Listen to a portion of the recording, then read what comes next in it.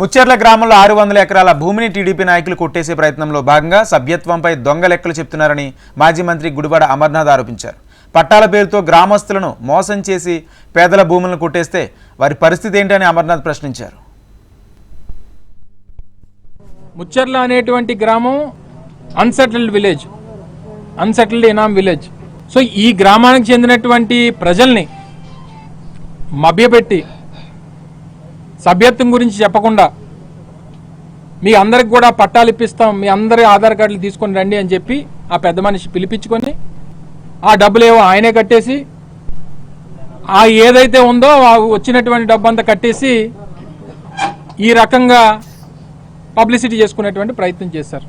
రేపు లోకేష్ గారిని తీసుకొని వస్తే ఏం చెప్తారు? లోకేష్ గారితో, సార్ 100% డబ్బు కట్టేశారు, మాకు ఈ గ్రామంలో సమస్య ఉంది, ఈ సమస్యను పరిష్కరించండి అనేటువంటి చెప్పేటువంటి ప్రయత్నం చేసి అమాయకమైనటువంటి ప్రజల్ని వాళ్ళ దగ్గర నుంచి భూములు రాయించుకొని అంతా కూడా భూమిని ఏ రకంగా కొట్టేయాలి 600 ఎకరాలు అనేటువంటి దాని మీద జరుగుతున్నటువంటి ఒక పెద్ద స్కామ్ ఇది అనేటువంటి విషయాన్ని మీ ద్వారా ప్రజలకు తెలియజేస్తా ఉన్నా.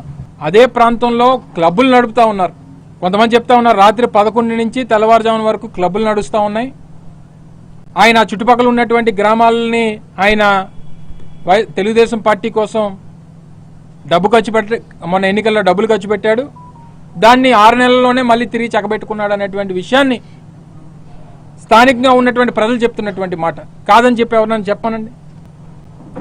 రేపు ఈ రకంగా అక్కడ ఉన్నటువంటి 600 ఎకరాలు ఆ గ్రామంలో అన్సెటిల్డ్ గ్రామం ఏదైతే ఉందో ఆ భూమిని కొట్టేసేటువంటి దానికి చేసేటువంటి పెద్ద కుట్ర ఇది అనేటువంటి విషయాన్ని మరొకసారి తెలియజేస్తా ఉన్నా.